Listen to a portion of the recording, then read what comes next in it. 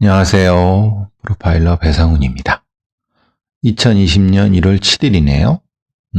오늘 바깥에서 비가 어젯밤부터 계속 오고 있어요. 겨울비네요. 이제 날씨가 추워지면은 길이 얼을 텐데, 뭐 그렇게 추워질 것 같지 않은데, 그래도 블랙아이스라든가, 길 미끄러운데 운전하시면 조심하시기 바랍니다. 어제 이제 엄공동 살인 사건이라고 해서 문재인 대통령이 뭐 본인이 맡은 사건 중에서 한스러운 사건 하나다 중에 하나다라고 얘기하셨던 이른바 낙동강변 살인 사건 부분의 재심 결정이 나왔습니다. 이 재심 결정을 하게 된 건 뭐 낙동강변 살인 사건은 제가 몇 번 얘기한 거기 때문에 굳이 말씀드리지 않겠지만 뭐 간략하게 설명드리면은 1990년 1월쯤에 이 낙동강변에서 어떤 처음엔 이거죠. 이게 신고가 되기는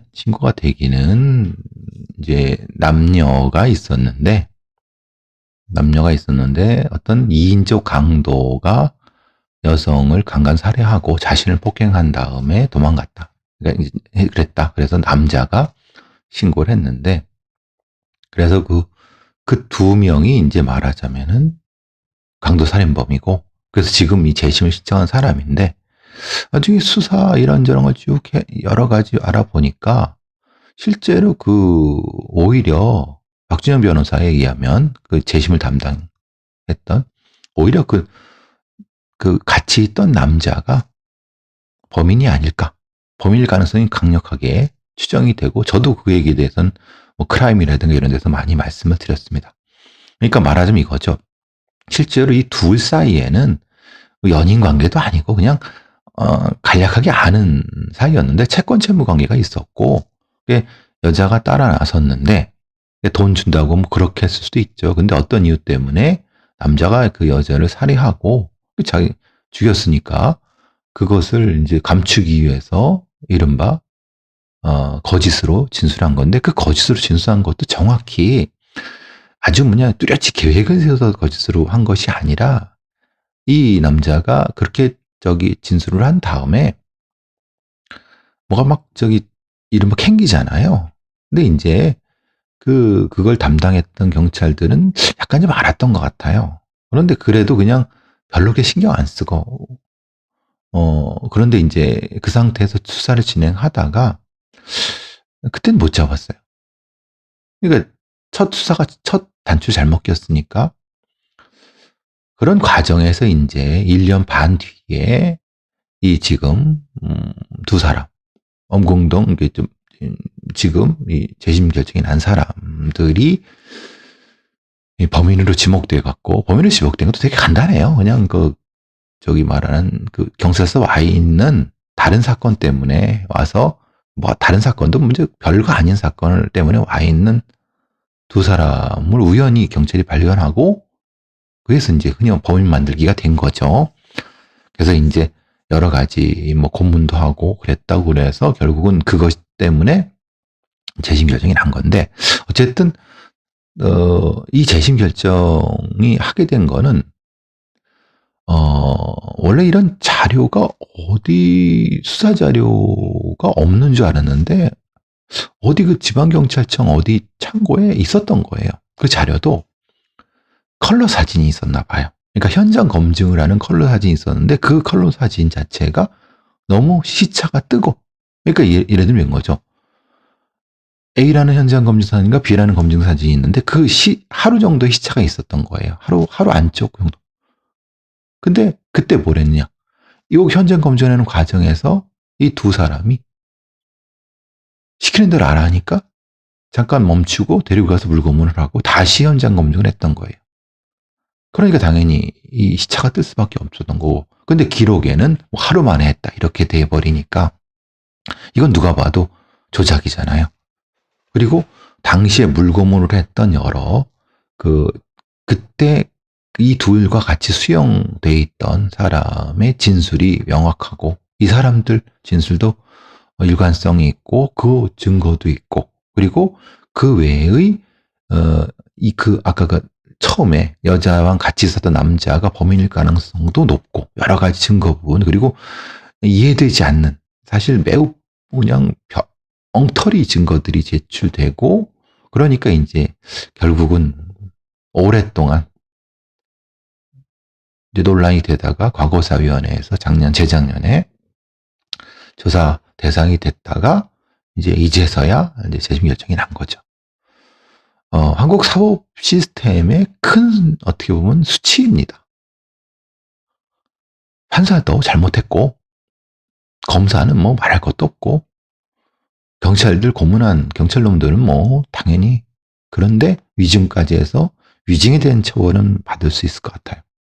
이제 저는 뭐 다른 말씀 드리려고 하는 것이 아니라, 그거는 이제 그렇다고 쳐도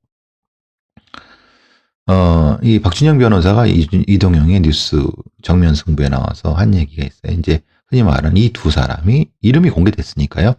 21년 동안 옥살이를 한 최인철 씨, 장동익 씨입니다. 물고문을 받을 때의 상황이 나와 있어요. 말하자면은, 이거는 사실은 이 사람들이 물고문을 받지 않았으면은 알 수 없는 것들이에요. 이건 저희들이 너무 잘 알죠. 왜냐하면 물고문, 이런 고문에는 트라우마가 있어요. 그것도 대단히 큰 트라우마고, 그 트라우마의 핵심적인 행동 지표가 있어요. 그 고문을 받지 않았으면 나타날 수 없는 거예요. 물론 그거를 이제 판사들이 알았을 리는 모르겠어요. 그냥 그 진술하는 걸 진술해서 일관적으로 하니까. 근데 실제로 물고문이나 아니면 정기고문이나 이런 받은 사람들의 그 후유증 트라우마, 그러니까 그 시기적으로 변이되는 행동 변화들은 분명히 데이터가 있어요. 근데 그것을 박준희 변호사가 굳이 그렇게 할 필요도 없었을 것 같아요. 왜냐하면 이건 너무나도 명확히 이 사람들이 기억하는 거기 때문에. 그래도 고문을 방지하고, 또 추후에라도 이런 일들이 없었고 앞으로도 이런 재심 사건들이 있을 거라고 추정을 한다고 하면, 고문 후 뒤에 나타나는 여러 가지 그 이상 행동 증상들은 법정에서 기록되고, 판사에 의해서 법정 기록으로 남기고, 그것을 통해서 나중에 다른 재심에 중요한 데이터가 되도록 했어야 된다고 봐요. 박준희 변호사는 그거를 아직 모르셨고, 그래서 저희 같은 사람들이 도움을 드렸으면 좋았을 것을, 프로파일러들이 이런 고문 뒤에 나타나는 심리적 후유증, 아니면 행동 후유증에 대해서, 물론 박준희 변호사가 하는 말은 그런 거예요. 가랑비가 내릴 때 굉장히, 그러니까 원래 이렇게 물고문을 당할 때 물고문은 물을 쫙 뿌리는 게 아니라, 눈을 가려놓고 거꾸로 매단 다음에, 거꾸로 뒤로 한 다음에 수건을 뒤집어서 대고 어둠의 공포 속에서 한 방울씩 떨어뜨립니다. 그러니까 그 물이 떨어뜨리는 것 자체가 공포죠. 그리고 또 물을 들이붓기도 하고, 고춧가루 물을 들이붓기도 하고, 그 고춧가루 물을 코 속에 들이붓는 고문도 있고, 여러 가지가 있는데, 이건 공포형 고문이죠. 그러니까 이제 그러면 이런 경우는 밀폐형 공간에 대한 두려움, 그리고 물에 대한 두려움, 폐쇄 공포증, 뭐 이런 광장 공포증, 이렇게 나타날 수가 있어요. 그런 기록들을 명확히 이렇게 해서 법정에 해서 법정 기록으로 남겼어야 된다는 거예요. 그래서 그 기록을 통해서 다른 고문 사건들에 이용될 수 있게. 그러니까 이제 이쪽 고등법원 판사가 인정한 정도면은 당연히 법정 기록 다른 증거가 될 수 있잖아요.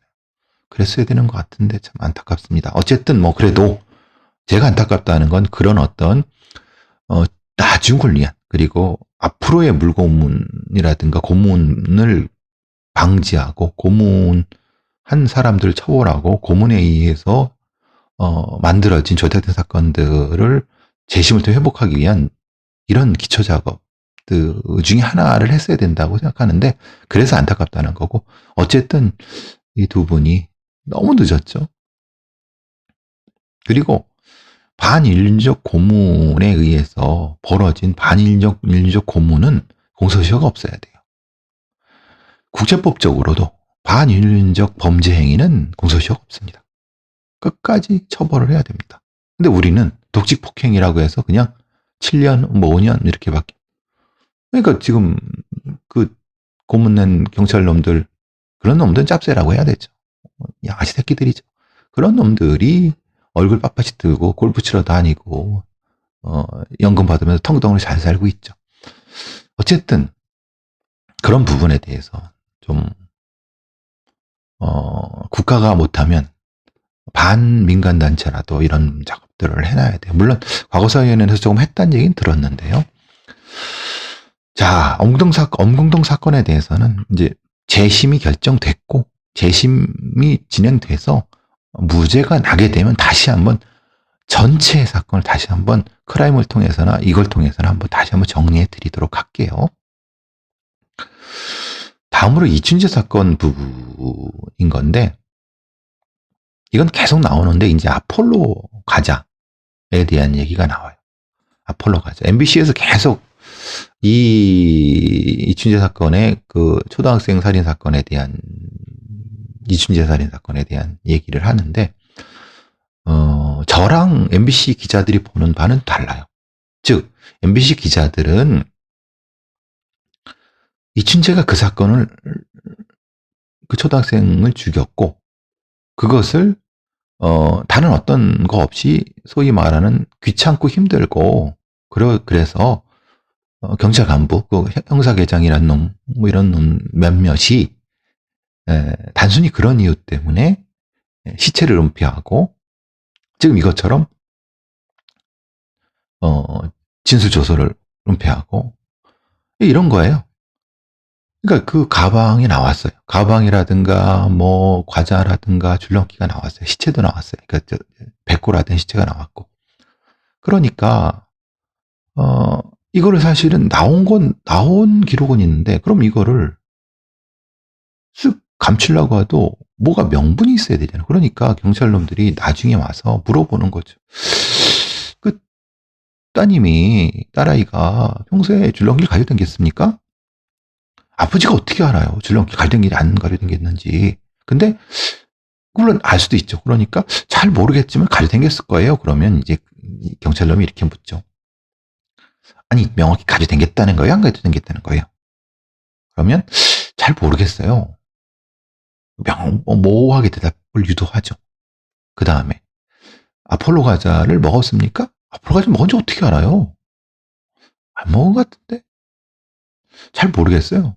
그렇죠? 잘 모르죠? 그러면 그 주변에 나온 그 물품들이 그 초등학생의 것이 아니고 그럼 시체도 그 유골도 아닐 수 있게 되는 거예요. 그럼 나중에 야 너 경찰 너 계장 너 이거 왜 이 물품들 돌려주지도 않고 없애버렸어? 아니 물어봤다. 근데 자기 딸 게 아니라지 않냐? 그럼 이 시체도 아닌 거잖아. 이거 내가 뭐 이렇게 알리바이를 만들려고 했던 거예요. 나쁜 놈들이죠. 이런 경찰 이런 놈들이 있었다는 게 참 수치입니다. 물론 고문한 경찰놈 이가라니 같은 놈 고문한 경찰놈들도 수치지만은 이렇게 시체가 나왔는데도 불구하고 그걸 은폐하고 그리고 지금도 잘 먹고 잘 살고 있는 형사계장놈 나쁜 놈 나쁜 새끼들이죠. 이런 놈들은. 근데 저는 사실은 이건 MBC 기자 그리고 언론이 이렇게 추적하는 거고 저는 한 단계 더 나가야 된다고 보는 거예요. 왜라는 게 들어가 있는 거예요. 그러니까 왜라는 거에 이건 제가 앞에 에피소드 말씀드린 것처럼 단순히 이 초등학생 시체가 발견돼서 어휴 이거 수사 또 해야 돼. 그래서 이렇게 했나? 아니죠. 저는 그 가능성도 분명히 있습니다만은 한 단계 더 나가야 된다는 거. 한 단계 더 나간다는 것은 사실 이춘재와 경찰 사이에 뭔가 다른 어떤 것이 있었다. 왜냐하면 그런 가능성은 개연성은 충분히 있는 거는 그때 이 화성시 그 진영읍 그 읍내라든가 이런데 다방 같은 것이 있었고 이춘재도 거기를 다녔을 가능성도 있고 그 경찰들이 거기서 일종의 뭐 수사본부 같은 걸 해서 늘 돌아다니잖아요. 커피 먹고 거기서 이제 예? 시답시하게 노닥거리고 그리고 그러면서 수사 정보 이제 누설하고 누출하고 떠들어대고 물론 처음엔 안 그랬겠죠. 근데 수사 기간이 오래되니까 그러는 과정에서 이제 무엇인가가 거기서 이춘재와 경찰 사이에 조우가 있었다. 그러면은 분명한 것은 초등학생 살인 사건 관련된 부분에서 무엇인가 실제로는 그 초등학생이 죽고서는 안 될 상황이 벌어졌는데 그 상황에 대해서 경찰들이 상당히 당황했을 수 있다. 그러니까 이 가능성은 여러 가지 가능성이 있다고 봐요. 그러니까 단순히 생각해보세요. 아니 지금 1차부터 계속 몇 명씩 죽어나가고 있고 수사팀은 계속 바뀌고 있고 그런데 시체 하나 더 나왔다고 해서 쉽게 까놓고 얘기해서 시체 하나 더 나왔다고 해서 아유 귀찮아 보고했겠다. 갑자기 그랬을까요? 가능성을 따지면 그랬을 수도 있지만 전체적으로 이춘재가 지금 하는 진술들이라든가 이 경찰 얘네들이 당시에 탐문하고 수사하고 그리고 그것을 8차 사건을 윤 씨한테 조작하고 뒤집어 씌우고 이런 것들이 진행되는 전체적인 상황을 봤을 때는 지금 이 상황에서는 이 상황, 그 초등학생 시체가 나오면 안 되는 상황과 연관될 수 있다는 거예요. 그러니까 아주 적극적으로 사실은 애초에 이춘재가 처음에 죽였을 때부터 시체가를 존재를 알고 있었고 그때부터 제가 지난번에 말씀드린 것처럼 그때부터 어딘가 묻었다. 근데 그 묻은 게 나와서 그 묻은 게 멀리 가져가지 못해 묻은 게 나와갖고 경찰들이 당황해서 다시 조작을 했다라고 하는 게 맞다는 거예요. 그게 더 타당하다는 거죠. 실제로 저는 그래서 적지 않은 이 유튜브를 보는 많은 사람들이 저를 욕하고 야 그래도 그렇지 당시에 고생했던 경찰들이 분명히 있는데 그렇게까지 얘기할 게 뭐냐라고 하지만 아닙니다. 저는 절대 그렇다고 전 정반대라고 생각합니다. 즉 이춘재 사건 자체는 사실은 단순히 이춘재가 범행을 했고 경찰이 그걸 못 잡았기 때문에 뭐 이런 그냥 이런 초등학생 시체도 그렇게 감췄다라는 식으로 아주 보수적으로 볼 수 있는 방법도 하나지만 아니다. 이거는 앞쪽부터 무엇인가가 다시 꼬인 연이 있다. 왜 경찰들이 윤 씨를 대한 범인을 조작하고 초등학생 사건도 조작하고 뭔가 이거는 앞쪽에 무언가 이춘재와의 컨트랙트가 있어야지만이 이것이 가능하지 않았을까라고 하는 거예요. 그게 사실은 이 사건을 밝혀내야 되는 핵심적인 키워드가 돼야 되는데 지금 경찰이나 검찰이나 그게 아니라 뭡니까? 이춘재가 다 했어. 근데 공소시 처벌 못해? 다만 윤씨 억울하니까 윤씨 재심을 해서 윤씨 잘못 없어. 무죄.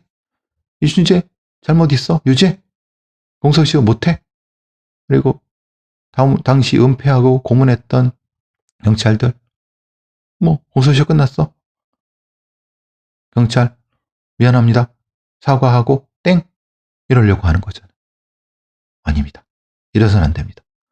이거는 그렇게 사건이 종결되면 절대 안 되는 거예요. 이거는 이 사건들은 그렇게 사건이 종결될 수 없는 사건들이라고 봅니다. 안타깝고 뭐 저를 욕하는 사람도 엄청 많다는 거 알고 있습니다. 특히 경찰 내부에서도 많이 욕하는 걸 알고 있고 그렇지만은 제가 욕먹는 건 상관없습니다. 핵심은 진실을 더 밝혀내야죠. 왜 진실을 밝혀내야 되냐? 다시 경찰이 그런 나쁜 짓을 하면 안 되는 거예요. 그러면 경찰이 이춘재보다 나쁜 놈이냐라고 어떤 사람이 묻죠. 어느 사람. 이춘재가 나쁜 놈이에요. 그런데 이춘재만큼 나쁜 놈은 그걸 그렇게 고문하고 조작하고 그런 경찰이란 지위에 있던 사람들은 절대 그러면 안 되는 거예요. 그럼 당시가 독재 정권 전두환 때 노태우 때니까 어쩔 수 없었냐. 독일의 나치에 부역했던 여러 공무원들 똑같은 소리를 해요. 그렇지만 절대 반윤리적 범죄에 대해서는 공소시효는 없어요. 다 부역했다고 생각하시나요? 아니에요. 나치 정권에서도 저항했던 독일의 이름 없는 민초들이 있어요. 반대로 우리나라도. 그렇게 조작한 경찰만 있을까요? 아니에요. 뭔가 해보려고 했다가 이름 없이 사라진 경찰들도 있어요. 그들은 지금 보이지도 않는 거예요. 그렇기 때문에 올바른 역사를 다시 쓰려고 하면은 지금의 경찰과 검찰이 하는 방식의 수사는 이거는 아니라는 거예요. 그렇게 해서는 이춘재 사건, 이 참혹했던 이 과거의 역사를 제대로 역사가 기록할 수가 없어요. 역사를 통해서 뭔가를 배워야지.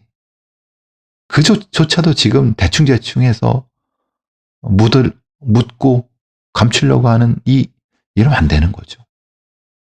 우리 후세들이 뭘 배우겠습니까? 그리고 지금 이 시스템에서 그렇게 되면 아무런 반성도 없는.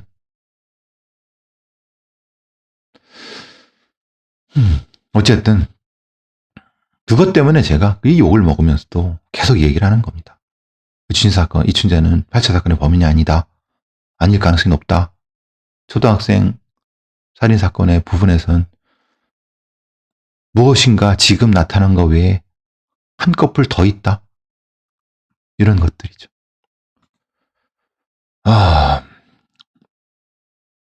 여러분, 제가 엊그제 성치용에 대한 공개수배 정읍 이삿짐센터 살인 사건에 공개수배 얘기를 했는데 그때 얘기를 못한 게 있죠. 사실 이는 공개수배는 법적 근거가 없어요. 단 경찰청에 일정 정도 훈령, 지명수배에 관한 규칙을 따르는 거예요. 이건 반드시 형사소송법이든 아니면 법적인 근거가 있어야 되죠. 그러니까 이게 참 우리나라의 시스템이 엉망이라는 게 그냥 문제 제기 안 하니까 그냥 조용히 쉬쉬 하고 넘어가는 거예요. 그러다 문제 생기면 아랫사람들 책임 지우고 말고. 그러니까 주먹구구라고 얘기를 하죠. 자,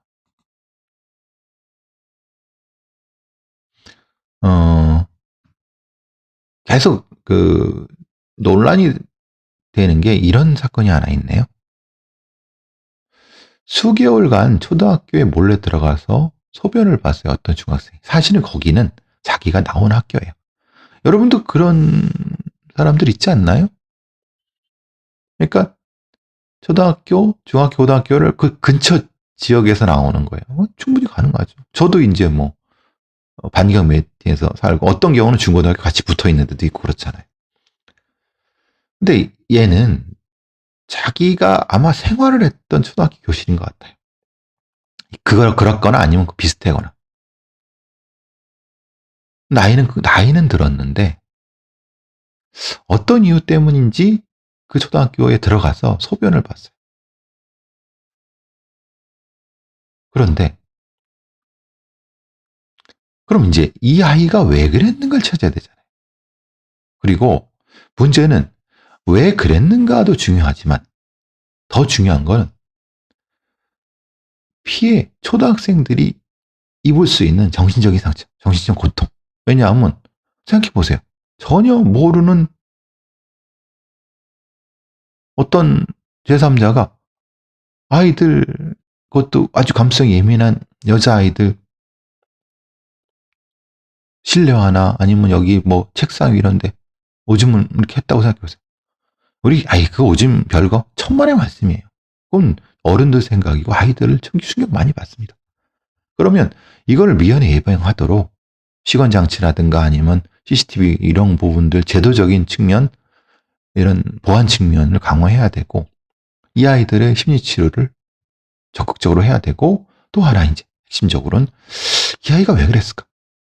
그러니까 물론 경찰에 됐을 때는 물론 이거는 건조물 침입, 재무손괴 혐의는 맞는데 촉법소년이기 때문에 보호처분이 내려질 거고, 보호처분이 내려질 때 적극적으로 심리치료가 돼야 된다. 이 경우는 아마 이 퇴행성이 발현된 건데 아마 본인의 정신적 스트레스가 왔는데 자기가 편하게 느끼는 어떤 공간에서 이런 행위를 해서 그것을 스트레스를 풀려고 한 것 같기도 한데, 그건 사실은 그 가능성 하나고, 다른 가능성은 일정 정도 다른 심리적인 이유가 있을 수도 있다. 하나의 가능성은. 그래서 그 부분까지도 정확히 파악을 해야 돼. 만약에 여기서 치료가 안 되면은 이 아이는 더 큰 어떤 일탈 행동을 할 가능성이 높죠. 근데 우리는 이런 촉법소년들의 이런 일탈행위나 이런 범죄 행위에 대해서, 지금 이건 범죄 행위라기보다는 일탈 행위에 가까운데, 행위에 대해서 정확히 진단하고 거기에 따른 치료를 하질 못해요. 그럴 인력도 많이 부족하고. 어쨌든 이 사건을 한번 지켜봐야 될 것 같아요. 자, 경찰 체력 시험 관련 부분이 이제 마지막으로 나온 게 있어요. 계속 논란이 되죠. 저 노량진에 가면은 지하 무슨 체력 학원이 있어요. 경찰 체력 학원 있어요. 엄청 뭐 고생합니다. 남자 경찰 준비생이든 여자 경찰 준비생이든. 근데 이제 두 가지 논란이 있죠. 첫 번째, 남자 여자의 체력 기준을 같이 하자. 왜? 일은 같이 했는데 어차피 이 취객이나 이런 거 제압하려고 하면 여자도 힘이 있어야 되지 않느냐. 그러니까 기준을 그렇게 해둬야지 맞느냐라고 하는 주장도 있고, 아니 그거는 너무 과하다. 어찌 생물학적으로 다른데 그럼 다르면 경찰을 적게 뽑아야지. 그런 것도 못하는 경찰을, 여자 경찰을 왜 뽑느냐라는 논란으로 가는 거예요. 근데 다시 얘기하면, 아니 경찰의 업무가 꼭 그것만 있는 건 아닌데 꼭 그렇게 체력을 일원화시켜야 되느냐라는 논란도 또 있고, 거기에 또 논란에 합쳐갖고 너무, 여러분 생각해서요. 뭐 팔굽혀펴기, 뭐 턱걸이, 매달리기 같은 매우 정형적인, 이게 실제 현장에서 무슨 도움이 되죠? 차라리 어떤 특정한 장애물 코스라든가 아니면은 어떤 대상을 뭐 목인장이든 어떤 걸 두고 그것을 제압하는데 시간 아니면 이런 것들 있잖아요. 그러니까 실전에 가까운 체력 실험이 필요한 거 아니냐. 그러니까 우리는 너무 그냥 정형적인 거에 가까운 것만 시험을 보려고 해요. 그러니까 평가가 쉬운 거죠.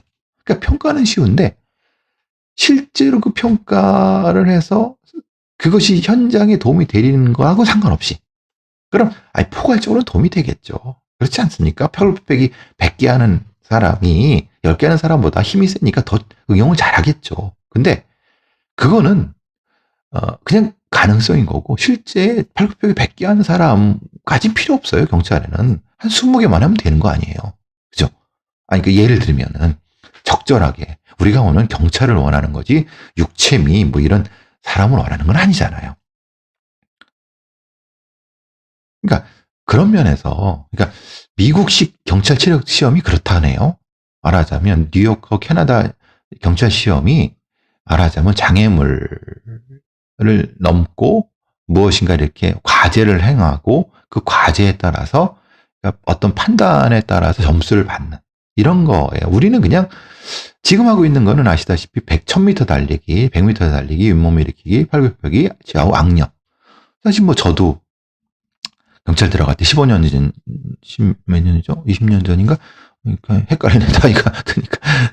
저도 이런 체력평가를 하고 그랬거든요. 그리고 가서도 또 체력평가를 하고 그랬거든요. 그러니까 그런 부분이 낫지 않느냐? 맞습니다. 그러면 약간 뉴욕 경찰에는 도망치는 피의자를 잡기 위해서 용의자 추적하기, 180m 달리기입니다. 장벽 뛰어넘기, 1.8m 계단 오르기, 이런 거래. 마네킹 끌기, 이런 거. 그래서 남녀 구분에 평가하지 않고 최저 기준을 두고 합격, 불합격. 그러니까 이 기준 안에만 들어오면 되는 거예요. 그럼 패스 온 페일. 그러니까 들어오면 점수 없이 그냥 합격. 그리고 합격한 사람 중에서 이제 필기, 아니면 다른 과제, 이렇게 또 다른 단계로 넘어가는 방식인 것 같아요. 근데 그래도 미국에서는 여성 합격률이 14.2%래요. 그러니까 사실은 여성 경찰관이 아니면 필요해요. 그러니까 최소한 30%는 돼야 되죠. 여성 피해자들도 있고, 여성 가해자들에 대한 어떤 여러 가지 문제에서.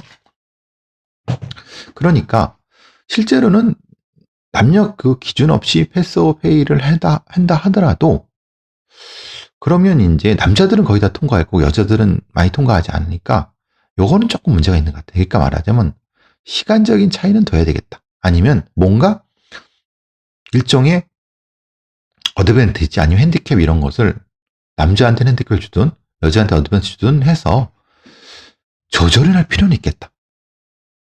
그런데 과제형의 체력시험은 으로 전환은 맞는 것 같다. 그리고 그 과제형은 엄격히 과학적으로 측정이 돼야 된다. 즉 지금 경찰이 하는 업무 방식에 대한 평가가 있어야 되는 거죠. 그거 없이는 사실은 그런 미국 경찰이 그렇게 한다고 우리도 그렇게 할 필요는 없잖아요. 과목 조정은, 그러니까 어떤 종목 조정은 좀 바꿔야 되는 부분이 있다고 보는 거고, 그리고 저는 여기서 머물면 안 되는 거고요. 하나 더 나가야 되죠. 일단은 체력이 만약에 일종의 페어 패스, 그러니까 페일 패스라는 형태의 것을 두고 일종의 예비 합격 같은 거라고 해야 될까요? 즉 만약에 일정 정도 범위 내에 합격을 했지만, 아니 불합격을 했지만 조금 아주 간발해, 그러니까 개선의 여지가 있는 형태라고 하고, 그 상태라고 할 때 경찰 학교에서 훈련을 받고 그것이 완수되는 6개월 정도 기간을 두고 완수되는 걸 전제로 해서 그러니까 입교를 시키고, 대신 6개월 뒤에 이제 시험을 봐서 합격하면 이제 임용을 하고, 만약에 불합격하면 본인이 교육 비용을 토해내는 방식이거든요. 이런 것도 합리적이지 않습니까? 그러니까 만약에 한 번의 체력 시험으로 이걸 당당 결정한다라는 것이 불합리하다고 보면은 사실 그런 경우도 있어요. 왜 그러는지 아세요? 그러니까 이제 필기 시험을 공부하다 보니까, 중심으로 공부하고 하다 보니까 체력 시험을 단기간에 준비해야 돼요. 물론 워낙 체력이 좋은 사람도 있긴 있겠지만 그렇지 않은 사람도 있거든요. 그러니까 그런 부분에 대해서는 융통성이 분명히 필요한 부분인 거고, 거기에 플러스 또 하나, 매번 체력 측정을 해야 된다는 거예요. 그러니까 들어갈 때 한 번 하고 뒤에는 그냥 단순히 이렇게 몇 개만 하고 마는 경우가 많거든요. 그러니까 좀 종합적인 경찰관 업무 방식에 맞는, 또 나이에 맞는 이런 것도 찾아야 된다는 거예요. 제 말씀은. 여태까지 그렇게 안 했어요. 여태까지는 그냥 경찰관 대충 뽑고, 그리고 한 번 뽑으면은 애가 또라이 짓을 하던 사고 치던 그냥 철밥 그릇이 된 거죠. 당연히 사고 일으키면은 징계를 해서 내보내야죠. 소송을 해서라도. 그렇지 않으면 폭탄이 되는 거예요. 참 그런 부분들에 대해서 많이 못하죠. 어쨌든 그런 얘기를 좀 하고 싶었어요. 오늘은 이것저것. 오늘은 이준재 사건에 대한 얘기를 한 번 더 했네요. 근데 이순신 사건을 앞으로도 계속 얘기를 할 것 같아요. 뭐 어차피 여러분 그렇게 보지 말라고, 제 하는 얘기가 싫으면은 보지 말라고 해도 굳이 와서 보고 욕하고 가는 사람들이 있어갖고, 뭐 제가 욕하는 사람한테 온 건 아닌데, 당연히 어떤 부분에 대해서는 어떤 비판할 권리가 있죠. 뭐 비판에 대해서는 전 뭐 굳이, 그렇지만 본인의 건강, 정신 건강을 위해서 보지 말라고 하니까 굳이 와서 또 보는 사람도 있고, 그리고 어쨌든 제가 왜 그러는가에 대해서는 설명을, 왜 이춘희 사건에 대해서 왜 지금의 경찰과 수사를 비판하는가에 대한 얘기는 몇 번 다시 반복해서 해야죠. 당연히 안 그러겠습니까? 그리고 그건 분명히 제가 해야 될 얘기니까요. 그리고 아까 말씀드린 것처럼 이 다른 부분에 대해서도 저는 이제 말씀을 드리고, 그리고 여러분들은 거기에 대한 비판 충분히 하실 수 있고, 특히 이제 마음의 부담은 많이 되지만 어쩔 수 없습니다. 뭐 저래도 얘기를 해야죠. 그렇지 않습니까? 자, 오늘은 여기까지 하도록 하고요.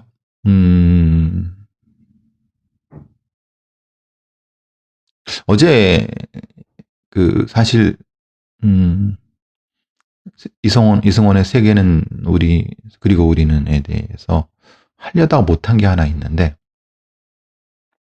근데 어제 한 얘기죠. 유튜브에서. 즉, 사기 사건 전담 수사팀. 이건 제가 계속 말씀드리고 싶었어요. 네, 라디오에서도 하고 싶었는데, 오늘 다행히 TBS 김지윤의 이브닝쇼에서 기회가 있어갖고 하려고 하는데, 너무 부족한 부분입니다. 우리 경찰에, 우리 수사기관에. 그래서 여기 한번 해보려고 해요. 자, 오늘 여기까지 하도록 하겠습니다. 아침에 조금 요 시간보다, 그러니까 원래는 이게 이제 6시 50분 정도에 끝나서 여러분 출근할 때 듣도록 해야 되는데, 오늘도 조금 늦었어요. 또 계속 불면증이 있어갖고. 어쨌든 또 내일 뵙겠습니다.